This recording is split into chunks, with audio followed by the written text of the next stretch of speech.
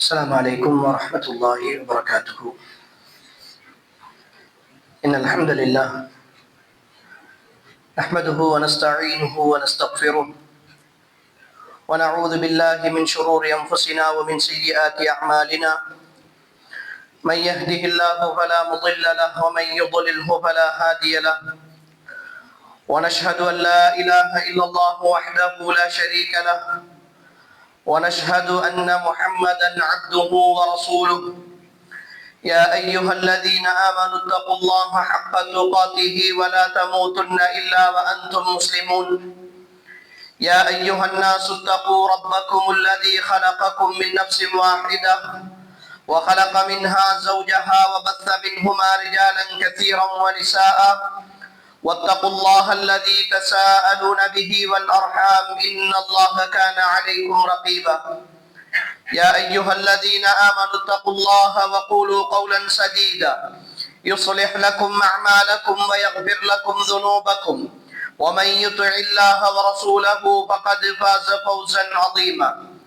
فإن أصدق الحديث كتاب الله، وخير الهدي هدي محمد صلى الله عليه وسلم، وشر الأمور محدثاتها، فإن كل محدثة بدعة وكل بدعة ضلالة وكل ضلالة في النار. أما بعد، فقد قال الله تبارك وتعالى في القرآن الكريم بعد أعوذ بالله من الشيطان الرجيم: وأما من خاف مقام ربه ونهى النفس عن الهوى فإن الجنة هي المأوى. அளவற்ற அருளாளனும் நிகரற்ற அன்பாளனுமாகிய ஏக வல்லவன் அல்லாஹுக்கே புகழ் அனைத்தும். அல்ஹம்துலில்லாஹ்.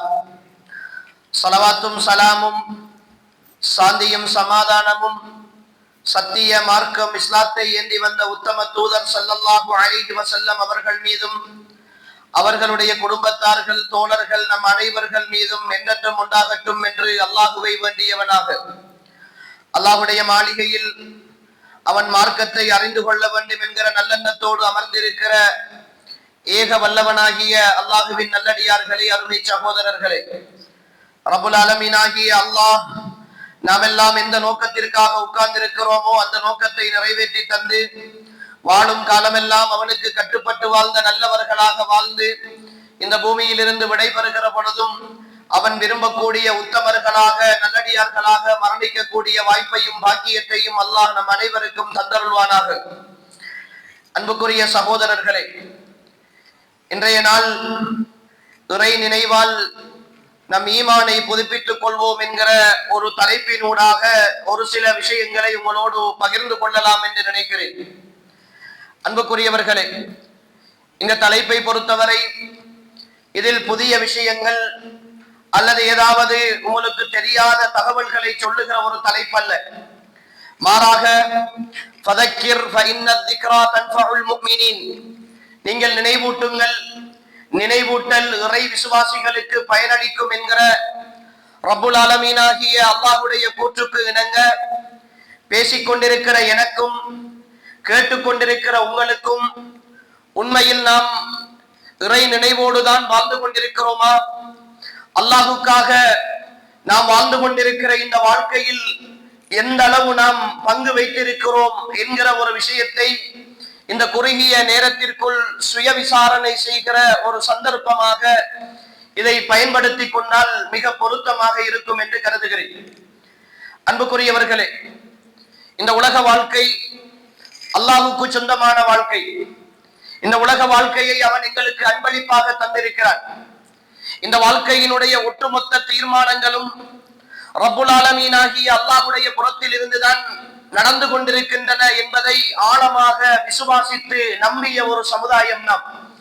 அதனால் தான் எந்த ஒரு சோதனை, எந்த ஒரு இழப்பு ஏற்பட்டாலும் எங்களுடைய நாவுகள் எங்களை அறியாமலே இன்னா லில்லாஹி வ இன்னா இலைஹி ராஜிஊன், நாங்கள் அல்லாஹ்வுக்கு சொந்தமானவர்கள், அல்லாஹ்விடத்தில் திரும்பக்கூடியவர்கள் என்கிற அந்த வார்த்தையை யதார்த்தமாக மொழிவதை நாங்கள் பார்க்கிறோம். இன்னா லில்லாஹ் வ இன்னா இலைஹி ராஜிஊன் என்பது வெறுமனே மரணத்தின் பொழுது சொல்லுகிற ஒரு வார்த்தை அல்ல. மாறாக இந்த வாழ்க்கையினுடைய ரத்தின சுருக்கமான ஒரு பகுதி அந்த பகுதிதான். நாங்கள் அல்லாஹ்வுக்கு சொந்தமானவர்கள். இந்த உலக வாழ்க்கையில் நாம் வாழ்ந்து கொண்டிருக்கிற ஒவ்வொரு நொடியும், கழித்துக் கொண்டிருக்கிற ஒவ்வொரு நேரமும் அல்லாஹ்வுக்கு சொந்தமானவை. அல்லாஹ்வுடைய நிர்ணயத்தின் பிரகாரம், அவன் எங்களுக்கு வழங்கிய அந்த ஆயுளின் பிரகாரம் நானும் நீங்களும் வாழ்ந்து கொண்டிருக்கிறோம். எனவேதான் இந்த வாழ்க்கையை பற்றி நாம் அடுத்த நம்பிக்கையாக சொல்லிக் கொண்டிருப்பது அல்லாஹும்ம லா மானிஅ லிமா அஅதைத் வலா முஅதிய லிமா மனஅத். இந்த வாழ்க்கையில் யா அல்லாஹ், நீ தடுத்ததை கொடுப்பவன் எவனும் கிடையாது, நீ கொடுத்ததை தடுப்பவன் எவனும் கிடையாது. நீ எதை எனக்கென்று நிர்ணயித்திருக்கிறாயோ அதை மட்டும்தான் இந்த உலகத்தில் என்னால் அனுபவிக்க முடியும். எவற்றையெல்லாம் எனக்கு கிடைக்க கூடாது என்று நீ தடுத்திருக்கிறாயோ அந்த விஷயங்களை அனுபவிக்கிற உரிமை எனக்கு கிடையாது என்று ஆழமான விசுவாசத்தோடு நானும் நீங்களும் வாழ்ந்து கொண்டிருக்கிறோம். அதனால்தான் எங்களுக்கு என்ன கஷ்டம் வந்தாலும், என்ன சோதனை வந்தாலும் அல்லாஹ் என்னோடு இருக்கிறான், அல்லாஹ் எனக்கு உதவி செய்வான், அல்லாஹ் என்னை பாதுகாப்பான் என்கிற வார்த்தைகளை நாம் பயம் இல்லாமல் உச்சரித்துக் கொண்டிருக்கிறோம். எல்லா நேரங்களும் அதை சொல்லிக் கொண்டிருக்கிறோம். ஏதோ ஒரு அடிப்படையில் ஈமான் என்கிற அந்த அம்சத்தின் மூலமாக நாம் பயிற்றுவிக்கப்பட்டதனுடைய விளைவு அல்லாஹுவை பற்றிய நம்பிக்கையும், அந்த நம்பிக்கையினுடைய ஆழமும் எங்களுடைய உள்ளங்களில் இல்லாமல் இல்லை. அதனால் தான் நாம் எல்லா விஷயங்களிலும் அல்லாஹுவை பற்றி நினைவுபடுத்துவதும் பேசுவதுமாக இருக்கிறோம். ஆனால் அன்புக்குரிய சகோதரர்களே, இந்த வார்த்தைகளை எங்களுடைய வாழ்க்கை யதார்த்தமாக உண்மைப்படுத்துகிறதா? நான் சொல்லுகிற என் ரப்புதான் என் வாழ்க்கையினுடைய நிர்வாகி, என் ரப்புதான் என் வாழ்க்கையினுடைய எல்லாவற்றையும் நிர்ணயித்தவன், அவன் நாடியதை மாத்திரம்தான் இந்த உலகத்தில் நான் செய்ய முடியும், அவன் விரும்பியதை மாத்திரம்தான் இந்த உலகத்தில் நான் அனுபவிக்க முடியும் என்கிற இந்த நம்பிக்கையோடு தான் என் வாழ்க்கையை நான் நகர்த்தி கொண்டிருக்கிறேனா? என்னுடைய ஈமான் என் நாவின் மொழிச்சலின் ஊடாக மட்டும் இருக்கிறதா, என் வாழ்க்கையில் உடல் உறுப்புகள் ஊடாக வெளிப்படுகிறதா என்கிற கேள்விக்கான விடை தேடுகிற பொழுதாக அன்புக்குரிய சகோதரர்களே இந்த நேரங்களை நாம் அமைத்துக் கொண்டால் மிக பொருத்தமாக இருக்கும் என்று கருதுகிறேன். அன்புக்குரியவர்களே, என்னுடைய வாழ்க்கையில் ரப்பை பற்றிய நம்பிக்கை என்கிற பொழுது ஒரு விஷயத்தை நாம் எல்லோரும் தெளிவாக புரிந்து கொள்ள வேண்டும். பேசிக்கொண்டிருக்கிற எனக்கென்று என்னுடைய ரப்பு ஒரு வாழ்க்கையை நிர்ணயம் செய்திருக்கிறார். கேட்டுக்கொண்டிருக்கிற உங்கள் ஒவ்வொருவருக்குமாக ஒரு வாழ்க்கையை அல்லாஹ் நிர்ணயம் செய்திருக்கிறார். இங்கு என்னுடைய வாழ்க்கையை உங்களில் யாரும் வாழ முடியாது. உங்கள் ஒவ்வொருவருடைய வாழ்க்கையையும் உங்களுக்கு பக்கத்தில் இருக்கிற யாராலும் வாழ முடியாது. உங்களுடைய சொந்த மகனாக இருந்தாலும், சொந்த மகளாக இருந்தாலும், மனைவியாக இருந்தாலும், பெற்றோர்களாக இருந்தாலும், உங்களுக்கென்று அல்லாஹ் வடிவமைத்த வாழ்க்கையை நீங்கள் மட்டும்தான் வாழலாம். அந்த வாழ்க்கைக்குள் இன்பம் இருக்கும், துன்பம் இருக்கும், லாபம் இருக்கும், நஷ்டம் இருக்கும், ஏதோ ஒன்றின் மீதான தேவை இருக்கும், ஏதோ ஒன்றின் மீதான ஆசை இருக்கும், அந்த ஆசைகளை அடைந்து கொள்வதற்கான வழி இருக்கும். இவைகள் எல்லாம் நானும் நீங்களும் தாயினுடைய வயிற்றில் இருக்கிற பொழுதே அல்லாஹ் ரிஸ்க் என்று சொல்லுகிற ஒரு அம்சத்தின் ஊடாக எனக்கும் உங்களுக்குமாக தனியாக வடிவமைத்திருக்கிறார். அந்த தனியான வடிவமைப்பில் யாருக்கும் கையடிக்க முடியாது, யாரும் அதில் உரிமை கோர முடியாது. அதனால் தான் இஸ்லாம் அடுத்தவர்களை பார்த்து பொறாமைப்படுவதை மார்க்கம் ஹராமாக்கி இருக்கிறது. தனக்கு கிடைத்திருப்பதை நினைத்து பெருமைப்படுவதை மார்க்கம் ஹராமாக்கி இருக்கிறது. காரணம், எனக்கு கிடைத்தது நானாக சம்பாதித்துக் கொண்ட ஒன்று அல்ல. அல்லாஹ் என்னுடைய வாழ்க்கையில் இதெல்லாம் கிடைக்க வேண்டும் என்று எனக்கு பட்டியலிட்டதுதான் கிடைத்திருக்கிறது. அடுத்தவனுக்கு கிடைத்தது அது ஒரு காலமும் நான் தலைகீழாக நின்று முயற்சித்தாலும் அல்லாஹ்வுடைய நாட்டம் எனக்கு இல்லை என்று இருந்தால் அடுத்தவனுக்கு கிடைத்த வாழ்க்கையினுடைய ஒரு சொட்டு தண்ணீர் கூட எனக்கு கிடைக்க மாட்டாது. இப்படித்தான் அல்லாஹ் என்னையும் உங்களையும் நிர்வகித்துக் கொண்டிருக்கிறார். அதனால் தான் அல்லாஹ் என்கிற அந்த நிர்வாகி, அல்லாஹ் என்கிற அந்த நிர்வாகியினுடைய நிர்வாகம் இந்த உலகத்தில் தனித்துவமானது என்று சொல்கிறோம். அவனை போல யாரும் இல்லை என்று நாம் அதனால் தான் சொல்லுகிறோம். அவனுடைய உருவமைப்பில் மட்டுமல்ல, அவனுடைய தனித்துவத்தில் மட்டுமல்ல, அவனுடைய நிர்வாகத்தில் கூட யாரும் இன்னொருவரை போன்று இருக்க முடியாத அளவுக்கான தனித்துவமான ஒரு நிர்வாகத்தை அல்லாஹு தஆலா எங்களுடைய வாழ்க்கையில் நிர்வகித்துக் கொண்டிருக்கிறார். அன்புக்குரிய சகோதரர்களே, இந்த நிர்வாகம் அல்லது இந்த ஒழுங்கமைப்பு அமைப்பு, அல்லாஹ்வுடைய இந்த அருள் எங்களுடைய வாழ்க்கையில் இருக்கிற காலமெல்லாம் தான் இந்த உலகத்தில் நாங்கள் வாழ முடியும், நாங்கள் சந்தோஷமாக இருக்க முடியும், அனுபவிக்க முடியும். இந்த வாழ்க்கையை அனுபவித்துக் கொண்டு இந்த சந்தோஷங்களை எல்லாம் சுமந்து கொண்டு அல்லாஹ்வுடைய நிர்வாக எல்லைக்குள் வாழ்ந்து கொண்டு அவன் நிர்ணயித்த அந்த கோட்டுக்குள் இருந்து கொண்டு எப்பொழுதெல்லாம் அல்லாஹ்வுக்கு மாறு செய்ய ஆரம்பிக்கிறோமோ, அன்புக்குரிய சகோதரர்களே, இந்த உலக வாழ்க்கையில் வேண்டுமானால் அவன் தீர்மானித்த விஷயங்களை அவன் எங்களுக்கு தந்து கொண்டிருப்பான். ஆனால் எங்களுடைய வாழ்க்கையில் அடுத்த கட்டம் என்றொன்றிருக்கிறது, மறுமை என்றொன்றிருக்கிறது. அந்த மறுமைக்கான தயாரிப்பும் விசாரணையும் மிக கடுமையாக இருக்கும் என்பதை நானும் நீங்களும் ஆழமாக விசுவாசித்திருக்கிறோம். இந்த நிலையில் தான் அன்புக்குரிய சகோதரர்களே, இந்த நம்பிக்கையோடு இந்த ஈமானோடு வாழ்ந்து கொண்டிருக்கிற நான் விடுகிற ஒவ்வொரு மூச்சுக்கும் அல்லாஹ்தான் சொந்தக்காரன், நான் பேசுகிற ஒவ்வொரு வார்த்தைக்கும் அல்லாஹ்தான் சொந்தக்காரன், நான் பார்க்கிற ஒவ்வொரு காட்சிக்கும் அல்லாஹ்தான் சொந்தக்காரன். எல்லாவற்றையும் என் வாழ்க்கையில் அவன் அழகாக அமைத்திருக்கிறான். என்ன குறை வைத்திருக்கிறான் என் ரப்பு எனக்கு என்ன குறை வைத்திருக்கிறான்? என்னுடைய வாழ்க்கையில் இந்த உலகத்தில் கோடிக்கணக்கான மக்கள் அனுபவிக்காத நிறைய சுகங்களை இந்த உலகத்தில் நான் அனுபவித்துக் கொண்டிருக்கிறேன், நிறைய அருள்களை அனுபவித்துக் கொண்டிருக்கிறேன். உங்களுக்கென்று அல்லாஹ் தனித்தனியாக டிசைன் பண்ணிய வடிவமைத்த அந்த வாழ்க்கையில் உங்களுக்கு வழங்கி இருக்கிற அருள்களை நீங்கள் என்ன ஆரம்பித்தீர்கள் என்றால் உங்களால் கணக்கெடுக்கவே முடியாது என்று சொல்கிற அளவுக்கு, அந்த ரப்பே சொல்லுகிற அளவுக்கு ஏராளமான அருள்களை அல்லாஹ் எனக்கு உங்களுக்கும் தந்திருக்கிறார். அது என்னுடைய உடல் அமைப்பாக இருந்தாலும் சரி, நான் வாழுகிற சூழலாக இருந்தாலும் சரி, என் குடும்பமாக இருந்தாலும் சரி, என் தொழிலாக இருந்தாலும் சரி, என் பொருளாதார சம்பாத்தியமாக இருந்தாலும் சரி, நான் சந்திக்கிற நட்பு நண்பர்களாக இருந்தாலும் சரி, என் வாழ்க்கையில் எவையெல்லாம் நான் அனுபவித்துக் கொண்டிருக்கிறேனோ அத்தனையும் அல்லாஹ் எனக்கு வழங்கி இருக்கிறார்கள். அன்புக்குரிய சகோதரர்களே, இந்த நேரத்தில் கொஞ்சம் ஆழமாக யோசித்து பாருங்கள். உங்களுடைய ரப்பு உங்களுடைய வாழ்க்கையில் உங்களுக்கு எதை குறை வைத்திருக்கிறார்? எதை குறைத்திருக்கிறார்? உங்களுடைய பார்வையில் குறை இருக்கிறதா? எனக்கு அல்லாஹ் அழகான பார்வையை தந்திருக்கிறார்.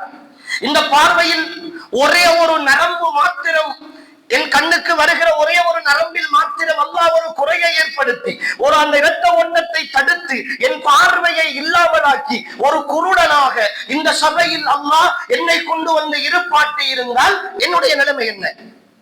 நான் பேசுகிறேன், என் நாவிலே இருக்கிற என் பேச்சாற்றலை அல்லாஹ் தஆலா எடுத்து என் கருத்துக்களையும் என் உணர்வுகளையும் வெளிப்படுத்த முடியாத ஒருத்தனாக, ஒரு ஊமையாக அல்லாஹ் என்னை கொண்டு வந்து இருப்பாட்டி இருந்தால் என்னுடைய வாழ்க்கையினுடைய நிலைமை என்ன? நான் அனுபவிக்கிற சுகங்கள், அன்புக்குரிய சகோதரர்களே, எத்தனையோ பேரை பார்க்கிறோம், பள்ளி வாசல்களில் விளம்பரங்களை பார்க்கிறோம், வீதி வீதியாக பணங்கள் வசூல் பண்ணி திருவதை பார்க்கிறோம். கிட்னி ப்ராப்ளம், இதய அறுவை சிகிச்சை என்று சொல்லி லட்சக்கணக்கான ரூபாய்கள். ஒரு சிறுநீரக மாற்று சிகிச்சை 80 லட்சம் 70 லட்சம், அது வைத்திய செலவு, அதற்கு பின்னரான பராமரிப்பு செலவு என்று கோடிக்கணக்கான ரூபாய்களோடு மனிதர்கள் தேவைகளோடு அடைந்து கொண்டிருக்கிற பொழுது நான் சந்தோஷமாக இந்த என்னுடைய வேலையை செய்து கொண்டிருக்கிறேன் என்றாவது நான் உணர்ந்து பார்த்திருக்கிறேனா? எதில் எனக்கு என் ரப்பு குறை வைத்திருக்கிறார்? என்னை ஒரு அழகான இடத்தில் பிறக்க வைக்கவில்லையா? ஒரு அன்பான சூழலில் வாழ வைக்கவில்லையா? கண்குளிர்ச்சியான பிள்ளைகளை தரவில்லையா? அழகான கௌரவமான ஒரு தொழிலை தரவில்லையா? அடுத்தவர்களிடத்தில் கையேந்தாத ஒரு வாழ்க்கையை அல்லாஹ் எனக்கு தரவில்லையா? என் வாழ்க்கையில் நான் அடுத்தவர்களுக்கு கீழே அடிபணிந்து ஒரு அடிமையாக வாழாமல் கௌரவமாக ஒரு சுயமரியாதையோடு அல்லாஹ் என்னை வாழ வைக்கவில்லையா? சொந்த புத்தியில் சிந்திக்க வைக்கவில்லையா? சொந்த காலிலே நிற்க வைக்கவில்லையா? என்ன குறை இருக்கிறது எனக்கு? வேண்டுமென்றால் அடுத்தவனை விட பொருளாதாரத்தில் அல்லாஹ் என்னை ஒரு ஏற்றத்தாழ்வோடு வைத்திருக்கலாம். அது ஒரு குறையா? என்னை விட எத்தனையோ பேர் பொருளாதார வசதி இருந்தும் கோடிக்கணக்கான செல்வங்கள் இருந்தும் சாப்பிடுவதற்கு முடியாமல் இருக்கிறார்கள் தெரியுமா? சரியாக சாப்பிட முடியாமல் இருக்கிறார்கள் தெரியுமா? வைத்தியசாலை கட்டில்களிலே வாழ்க்கையை கழித்துக் கொண்டிருக்கிறார்கள் தெரியுமா? சக்கர நாற்காலிகளிலே வலம் வந்து கொண்டிருக்கிறார்கள் தெரியுமா? வசதி இருக்கிறது, காசு இருக்கிறது, ஆனால் அனுபவிப்பதற்கு முடியவில்லை. இப்படி அன்புக்குரிய சகோதரர்களே, என் ரப்பு எனக்கென்று எல்லாவற்றையும் தந்திருக்கிறார். தனித்தனியாக நீங்கள் யோசித்தீர்கள் என்றால் பட்டியல் படுத்துங்கள் அன்புக்குரியவர்களே. இன்று இரவு தூங்குகிற பொழுது உங்களிடத்தில் இருப்பவைகள், உங்களிடத்தில் இல்லாதவைகள் என்று நீங்கள் பட்டியல் படுத்துங்கள். உங்களிடத்தில் இருப்பவைகள் என்று 1000 பட்டியல் படுத்த முடியும், இல்லாதவைகள் என்று ஒரு 10 விடயங்களை உங்களால் பட்டியல் படுத்தவே முடியாது. ஒவ்வொருவரும் தனித்தனியாக நான் சவால் விட்டு சொல்லுகிறேன். அன்புக்குரிய சகோதரர்களே, முழு உலகத்தையும் யோசித்து உங்களுடைய வாழ்க்கையையும் யோசித்து என்னிடத்தில் இது இல்லை இது இல்லை என்று சொல்லி உங்களுடைய சூழலுக்குள் இருந்து நீங்கள் பட்டியல் படுத்தினீர்கள் என்றால் இருப்பவைகள் நீங்கள் 1000 பட்டியல் படுத்தலாம், இல்லாதவைகள் ஒரு 10க்கு கூட உங்களால் பட்டியல் படுத்த முடியாது. அந்த அளவு அல்லாஹு தஆலா நிரப்பமாக எங்களை வாழ வைத்திருக்கிறார். அன்புக்குரியவர்கள், எந்த குறையும் இல்லாமல் வாழ வைத்திருக்கிறார், செழிப்பாக வாழ வைத்திருக்கிறார், திறமையாக வாழ வைத்திருக்கிறார். இத்தனையையும் அனுபவித்துக் கொண்டிருக்கிறோம். இது ஒரு பக்கம். அல்லாஹ்வுடைய நிர்ணயம் ஒரு பக்கம், அந்த நிர்ணயத்தில் இருந்து அவன் வழங்கிய அருள்கள் இன்னொரு பக்கம். இப்படி எல்லாவற்றையும் நாம் அனுபவித்துக் கொண்டு அன்புக்குரியவர்களே அவனுடைய வாழ்க்கையை வாழ்ந்து கொண்டு எப்படி நாம் இருக்கிறோம் என்கிற கேள்விதான் அன்புக்குரிய சகோதரர்களே என்னுடைய உள்ளத்திலும் உங்களுடைய உள்ளத்திலும் ஒரு நன்றி கடனை ஏற்படுத்த வேண்டும். நான் ஒரு முதலாளியாக இருக்கிறேன். என்னிடத்திலே ஒரு 10 பேர் வேலை செய்கிறார்கள். அவர்களுக்குரிய குடும்ப செலவு, அவர்களுக்குரிய செலவு, அவர்களுடைய வீட்டு செலவு, அவர்களுடைய பெற்றோருடைய செலவு என்று சொல்லி எல்லாவற்றையும் நான் அள்ளி கொடுக்கிறேன். என்னுடைய பொருளாதாரத்தில் தான் ஒட்டுமொத்தமாக அவர்களுடைய வாழ்க்கை போய் கொண்டிருக்கிறது. அவர்களுக்கு பெருநாள் வந்தால் அதற்குரிய போனஸை நான் கொடுக்கிறேன். அவர்களுக்குடைய வீட்டிலே ஒரு நல்ல விசேஷம் என்றால் அதற்கு செலவுக்கு கொடுக்கிறேன். அவர்களுக்கு நோய்வாய்ப்பட்டு விட்டால் ஹாஸ்பிட்டல் செலவுக்கு நான் பணம் கொடுக்கிறேன். எல்லாம் என்னுடைய வருமானத்தில் இருந்து போய் கொண்டிருக்கிறது. ஆனால் அவர்களுக்கு முன்னால் நான் சில விஷயங்களை சொல்லுகிறேன். இந்தந்த காரியங்களை எனக்காக வேண்டி நீங்கள் செய்து தர வேண்டும். என்னுடைய கடையிலே வந்து இந்த வேலையை செய்ய வேண்டும். என் வீட்டிலே வந்து இந்த பணிகளை நிறைவேற்றி தர வேண்டும் என்று இலகுவான சில காரியங்களை செய்கிறேன். ஆனால் என் கண் முன்னே என்னுடைய எல்லாவற்றையும் அனுபவித்துக் கொண்டு நான் கொடுக்கிற ஒட்டுமொத்த பொருளாதாரத்தையும் அனுபவித்துக் கொண்டு என் கண் முன்னே நான் விரும்பாத காரியங்களை அவர்கள் செய்கிறார்கள். நான் செய்ய வேண்டாம் என்று சொன்ன விஷயங்களை செய்கிறார்கள். வந்து செய்யுங்கள் என்று சொன்ன காரியங்களை வேண்டும் என்றே பொதுபோக்காக விடுகிறார்கள். இப்பொழுது அன்புக்குரிய சகோதரர்களே, ஒரு ரோஷமுள்ள முதலாளியாக, ஒரு ரோஷமுள்ள ஒரு எஜமானனாக நான் அவர்களுக்கு தொடர்ந்து உதவி செய்வேனா அல்லது அவர்களை என்னுடைய கடையிலே இருந்து என்னுடைய வேலை தளத்திலே இருந்து நான் விரட்டி விடுவேனா? ஒரு மனிதனாக நான் அவர்களை நான் தொடர்ந்து வேலைக்கு வைத்திருக்க மாட்டேன். விசுவாசம் இல்லை என்று சொல்லுவேன், எனக்கு கட்டுப்படவில்லை என்று சொல்லுவேன். இந்த இடத்தில் தான் அன்புக்குரியவர்களே அல்லாஹ் ரஹ்மான் என்பதை நீங்கள் புரிந்து கொள்ள வேண்டும். என்னுடையதும் உங்களுடையதும் விஷயத்தில் அல்லாஹ் இப்படி ஒரு முடிவை எடுத்திருந்தால், நீங்கள் முதலாளியாக இருந்து உங்களுக்கு கீழே பணியாற்றுகின்ற தொழிலாளி உங்களை எல்லாவற்றையும் அனுபவித்துக் கொண்டு உங்களுக்கு மாறு செய்கிற பொழுது நீங்கள் ரோஷப்பட்டு அவனை விலக்கி விடுகிற, துரத்தி விடுகிற இந்த முடிவை அல்லாஹ் தன்னுடைய அடியார்களாகிய எங்களுடைய விஷயத்தில் எடுத்திருந்தால், அன்புக்குரிய சகோதரர்களே, நானும் நீங்களும் இந்த பூமியில் ஒரு வினாடி ஏனும் புன்னகைக்க முடியுமா? ஒரு வினாடி ஏனும் புன்னகைக்க முடியுமா? புரிகிறதா?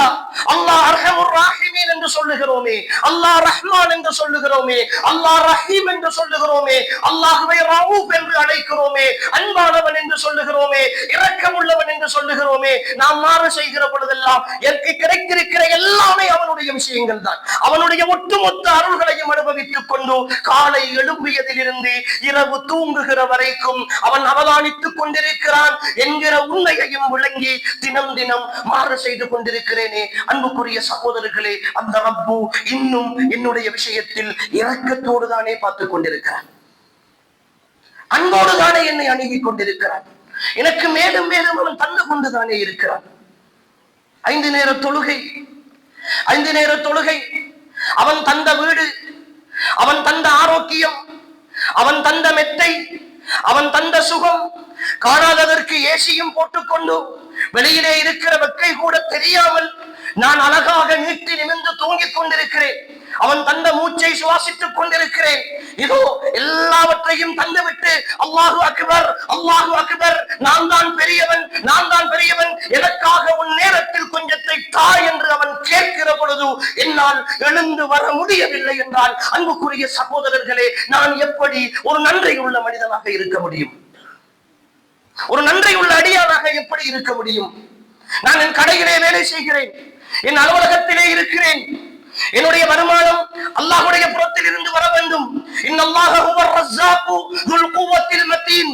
இந்த உலகத்தினுடைய எல்லா ரஸ்ஸாக் ரிஸ்குடைய பொறுப்பும் அவனுடைய கையிலே இருக்கிறது. வமா மின் தாபத்தின் ஃபில் அர்தி இல்லா அலல்லாஹி ரிஸ்குஹா வ யஅலமு முஸ்தகர்ரஹா வ முஸ்தௌதஹா. இந்த உலகத்தில் அவன் பொறுப்பேற்காத எந்த ஒன்றும் கிடையாது என்று அல்லாஹ் தெளிவாக சொல்லி இருக்க, என்னுடைய வாழ்வாதாரத்தின் ஒட்டுமொத்த பொறுப்பாளி அவன் என்று எனக்கு தெரிகிறது.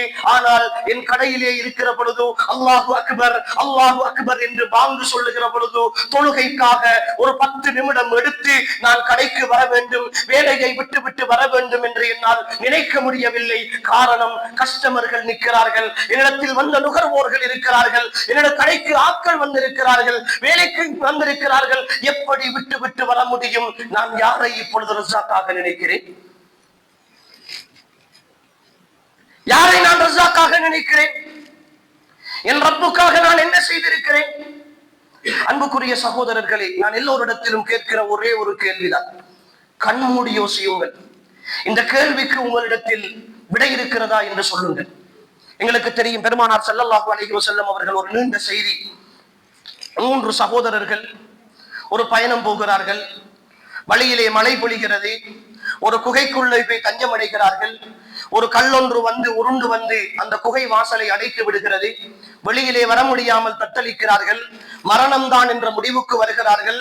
அந்த நேரம் ஒருவர் சொல்கிறார், அல்லாஹ் நம்மை பாதுகாப்பான், நாம் ஒவ்வொருவரும் தனித்துவமாக அல்லாஹுக்கென்று மாத்திரம் ரகசியமாக செய்த ஒரு இபாதத்தை சொல்லி அல்லாஹ்விடத்தில் பிரார்த்தனை செய்வோம், சில நேரம் அல்லாஹ் அதிலிருந்து விடுதலை தரலாம் என்று சொல்லி 3 பேரும் 3 விஷயங்களை சொல்லி பிரார்த்தனை செய்கிறார்கள்.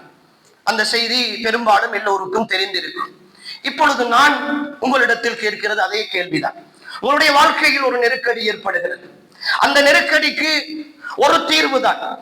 உங்களுடைய வாழ்க்கையில் அல்லாஹுக்கென்று மாத்திரம், உங்களுடைய மனைவிக்கு தெரியாது, பிள்ளைகளுக்கு தெரியாது, நண்பர்களுக்கு தெரியாது, பெற்றோர்களுக்கு தெரியாது, அடுத்தவர்களுக்கு தெரியாது, யாருக்குமே தெரியாமல் உங்களுக்கும் அல்லாஹுக்கும் என்று மாத்திரம் ரகசியமாக இருக்கிற ஒரே ஒரு இபாதத்தை சொல்லி நீங்கள் அல்லாஹ்விடத்தில் பிரார்த்தனை செய்தால் அந்த பிரச்சனையில் இருந்து உங்களுக்கு விடுதலை கிடைக்கும் என்பது ஒரு நியதியாக உங்களிடத்தில் சொல்லப்பட்டால், அப்படி ரகசியமாக நீங்கள் செய்வதற்குரிய என்ன இபாதத்து உங்களுக்கும் அல்லாஹ் மத்தியில் இருக்கிறது?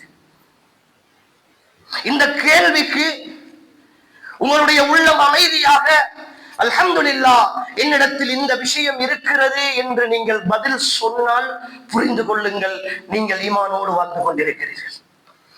இல்லை என்ற ஒரு நிலை வந்தால், அன்புக்குரிய சகோதரர்களே, இத்தனை விஷயங்களையும் எனக்காக தந்த ரப்புக்காக மாத்திரம், நான் உயிரை விட மேலாக நேசிப்பவனுக்காக மாத்திரம், அல்லாஹ்வை நேசிக்கிறேன் என்கிற அந்த வார்த்தையை உண்மைப்படுத்துவதற்காக மாத்திரம் ஒரே ஒரு வணக்கமேனும் எனக்கும் அவனுக்குமான ரகசிய ஒப்பந்தமாக இல்லை என்று இருந்தால் என்ன வாழ்க்கை சகோதரர்களே இந்த பூமியில் நானும் நீங்களும் வாழ்ந்து கொண்டிருக்கிறோம்? என்ன வாழ்க்கை வாழ்ந்து கொண்டிருக்கிறோம்? அல்லாஹுக்கும் எங்களுக்குமான ஒரு ரகசிய ஒப்பந்தம், ஒரு ரகசியமான விஷயம் என் மனைவிக்கும் தெரியாது, என் பிள்ளைகளுக்கும் தெரியாது, என் குடும்பத்துக்கும் தெரியாது. என் ரப்புக்காக மாத்திரம் நான் தொடர்ச்சியாக ஒருவருக்கு உதவி செய்து கொண்டிருக்கிறேன், ஒரு வேலையை செய்து கொண்டிருக்கிறேன், அல்லது ஒரு நன்மையை செய்து கொண்டிருக்கிறேன், ஒரு பள்ளிவாசலுக்கு உதவி கொண்டிருக்கிறேன், ஒரு பாடசாலைக்கு கொடுத்துக் கொண்டிருக்கிறேன், ஒரு ஏழைக்கு உணவளித்துக் கொண்டிருக்கிறேன். யா அல்லாஹ், இது உனக்காக மாத்திரம் நான் செய்தது, எனவே இதிலிருந்து எனக்கு விடுதலை தந்துவிடு என்று அல்லாஹ்விடத்தில் தைரியமாக கேட்க கூடிய ஒரு வணக்கமேனும் என் வாழ்க்கையில் இல்லை என்றிருந்தால், அன்புக்குரிய சகோதரர்களே, என் இஹ்லாஸுக்கு என்ன பெருமானம்? என் இஹ்லாஸுக்கு என்ன பெருமானம்? அன்புக்குரிய சகோதரர்களே, அல்லாஹ்வை நான் நேசிக்கிறேன் என்பதில் மஹப்பத்துல்லாஹ், அந்த அரை நேசத்திற்கு என்ன பெருமானம்? அன்புக்குரிய சகோதரர்களே, இப்படி கேள்விகள் கேட்டால் நிறைவேவை அன்புக்குரியவர்களே, வாழ்க்கையை பூஜ்ஜியத்திலிருந்து தொடங்கிக் கொண்டிருக்கிறோம், ஜீரோவில் இருந்து ஆரம்பித்துக் கொண்டிருக்கிறோம். அல்லாஹ் அருள் பாலித்தவர்களை தவிர எல்லோரும் அல்ல, அல்லாஹ் அருள் பாலித்தவர்களை தவிர. அன்புக்குரிய சகோதரர்களே, இந்த விஷயத்தில் நாம் மிக கவனமாக யோசிக்க வேண்டிய தேவை இருக்கிறது. எனக்கு அல்லாஹ் வசதி வாய்ப்பை தந்திருக்கிறான், அல்லாஹ் அருளை தந்திருக்கிறான். அல்லாஹுடைய கட்டளை ஜகாத்தை கணக்கிட்டு வருடா வருடம் உரிய தொகையை கொடுத்து விட வேண்டும் என்று அல்லாஹ் சொல்லுகிறான். அது உங்களுடைய சொத்து அல்ல, அது ஏழைகளுடைய சொத்து என்று அல்லாஹ் சொல்லுகிறான். அதற்கும் உங்களுக்கும் சம்பந்தம் கிடையாது. ஜகாத்துடைய பணம் உங்களுடைய பொருளாதாரத்தில் கலந்து விடுமானால் ஒட்டுமொத்த பொருளாதாரத்தையும் ஹராமாக்கி விடும் என்கிறான் அல்லாஹ். அல்லாஹ்வுடைய தூதர் தெள்ள தெளிவாக சொல்லுகிறார்கள். இந்த சபையில் இருக்கிற அல்லாஹ் பொருளாதார வசதியை தந்த சகோதரர்கள் உள்ளத்தில் கை வைத்து கேளுங்களேன். ஒவ்வொரு வருடமும் என் ஜகாத்தினுடைய கணக்கு சரியாக பார்க்கப்படுகிறதா? சரியாக பார்க்கப்படுகிறதா? பயப்படுகிறேன். கொடுத்தால் குறைந்துவிடும்.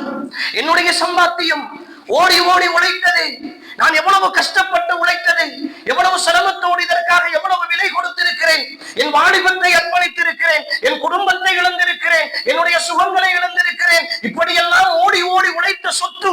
அன்புக்குரிய சகோதரர்களே, அல்லாஹ் அல் குர்ஆனில் எந்த இடத்திலுமே நீங்கள் சம்பாதித்த சொத்தை கொடுங்கள் என்று சொல்லவில்லையே. வஅன்ஃபிகூ மிம்மா ரஸக்னாக்கும், நாங்கள் தந்ததை கொடுங்கள் என்று தானே அல்லாஹ் சொல்லுகிறான். இது அல்லாஹ்வுடைய சொத்து என்று அல்லாஹ் உரிமை கொண்டாடுகிறானே. இது அல்லாஹ்வுடைய சொத்து என்று அல்லாஹ் உரிமை கொண்டாடுகிறானே. அப்படி என்றால் அவனுடையதை கொடுத்தால் அவன் திரும்ப தருவான் தானே.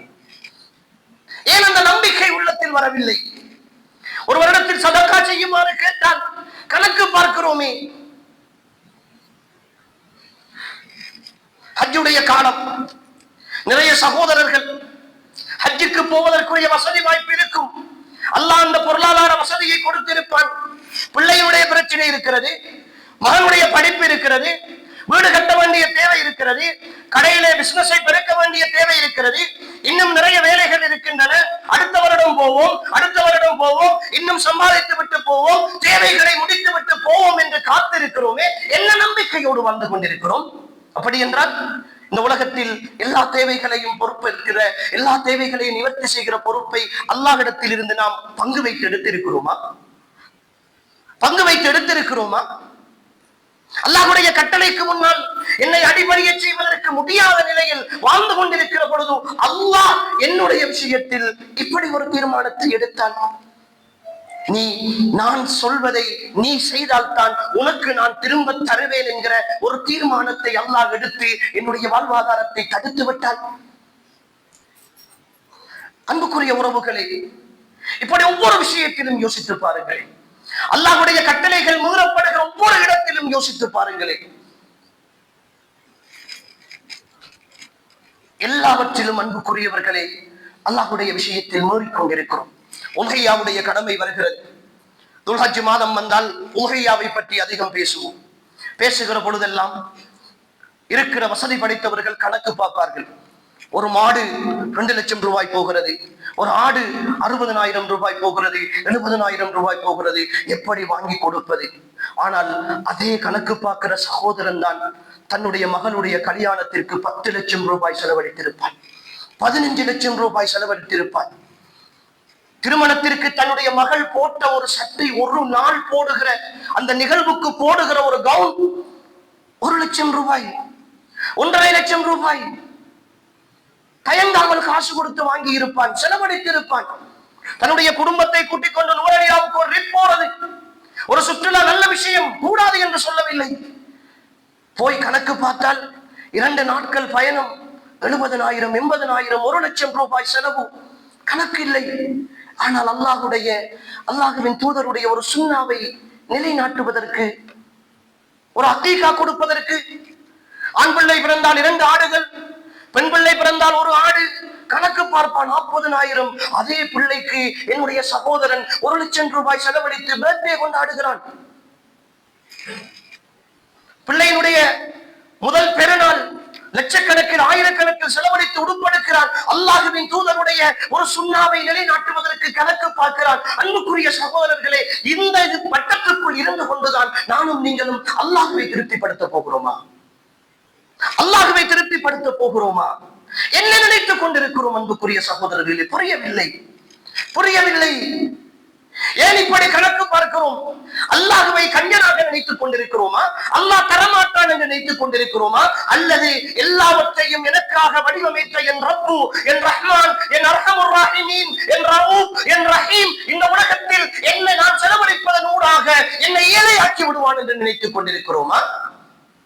என்ன நினைவோடு வாழ்ந்து கொண்டிருக்கிறோம்? அன்புக்குரிய சகோதரர்களே, எத்தனை விஷயங்களில் இப்படி கோட்டை விட்டுக் கொண்டிருக்கிறோம் என்று யோசித்து பாருங்கள். அல்லாஹ்வை நெருங்குவதற்கு என்று நாம் என்ன செய்திருக்கிறோம் என்புக்குரிய சகோதரர்கள். ஒவ்வொரு நாளும் என் மனைவியின் திருப்திக்காக ஏதோ ஒரு அன்பளிப்பை வாங்கி கொண்டு போக வேண்டும் என்று நினைக்கிற நான், என் பிள்ளைகளின் சந்தோஷத்திற்காக அவர்கள் கேட்பதை வாங்கி கொண்டு கொடுக்க வேண்டும் என்று நினைக்கிற நான், என் பெற்றோரின் சந்தோஷத்திற்காக, என் நண்பர்களின் திருப்திக்காக, என் உடன்பிறப்புகளின் திருப்திக்காக, சந்தோஷத்திற்காக என்று அடுத்தவர்கள் எல்லோரையும் திருப்திப்படுத்துவதற்காக தினம் தினம் என் சிந்தனையையும் என் நேரத்தையும் செலவழித்துக் கொண்டிருக்கிறேனே, என்றாவது ஒரு நாள் என் ரப்பினுடைய திருப்திக்காக என்ன செய்திருக்கிறேன் என்று யோசித்திருக்கிறோமா சகோதரர்களே? அல்லாஹ்வுடைய திருப்திக்காக என்ன செய்திருக்கிறோம் என்று யோசித்திருக்கிறோமா? கொஞ்சம் யோசித்து பாருங்களேன். ஒரு கஷ்டமான சூழல், ஒரு இக்கட்டான நிலைமை, அந்த நேரத்தில் கூட என் ரப்பு இந்த விஷயத்தை செய்யுமாறு சொல்லி இருக்கிறான் என்று சொல்லி நான் தவிர்க்க முடியாமல் அதை செய்த ஒரு நன்மை. எனக்கு கடுமையான காய்ச்சல், வைத்தியசாலை கட்டிலே இருக்கிறேன், என்னால் எழுந்து தொழ முடியவில்லை, எழுந்திருக்க முடியவில்லை. இருந்தாலும் என் தொண்டை குழிக்குள் உயிர் வருகிற வரைக்கும் எனக்கு தொழுகை கடமை, தொழுகையை விட்டுவிட முடியாது என்கிற நிர்பந்தம் இருக்கிற பொழுது நான் தொழுதே ஆகுவேன் என்று சொல்லி இந்த தொழுகை தவறிவிடக் கூடாது என்று கடும் கஷ்டமான நேரத்தில் நிறைவேற்றிய ஒரு வணக்கத்தை உங்களால் நினைத்து பார்க்க முடிகிறதா? எல்லா சூழ்நிலைகளும் நெருக்கமாக வந்த பொழுது, பாவம் செய்வதற்கான எல்லா வாய்ப்புகளும் நெருக்கமாக வந்த பொழுது, சந்தர்ப்பம் இருக்கிறது, என் பொருளாதாரத்தில் வட்டி வாட்டு தொடர்படுவதற்கான வாய்ப்பு இருக்கிறது, நான் பேங்கோடு தொடர்பு பட்டால், லோன் எடுத்தால், ஓடி எடுத்தால், பினான்ஸுக்கு இந்த வாகனத்தை எடுத்தால் என் பிசினஸை நான் பெருக்கலாம். எல்லோரும் ஐடியா சொல்லுகிறார்கள், சந்தர்ப்பத்திற்கு என்னை திருப்திப்படுத்துகிறார்கள். நல்ல விஷயம் தானே, நீங்கள் கஷ்டத்திலே இருக்கிறீர்கள், நிர்பந்தத்திலே இருக்கிறீர்கள், வேறு வழி இல்லை என்றெல்லாம் சொல்லுகிறார்கள். இல்லை, நீங்கள் என்னதான் சொன்னாலும் சரி, என்னதான் சொன்னாலும் சரி, என்ன திருப்திப்படுத்தலை சொன்னாலும் சரி, என் ரப்பு தடுத்திருக்கிற ஒரு விஷயத்தை நான் செய்யவே மாட்டேன் என்று சொல்லி நீங்கள் விலகி கொண்ட ஒரு சந்தர்ப்பத்தை உங்களால் நினைத்து பார்க்க முடிகிறதா சகோதரர்களே? நினைத்து பார்க்க முடிகிறதா? அப்படி இல்லை என்றால் இந்த உலக வாழ்க்கையில் அல்லாஹ்வுக்கு என்று நாம் கொடுத்த பெருமானம் என்ன? இப்பொழுது புரிகிறதா?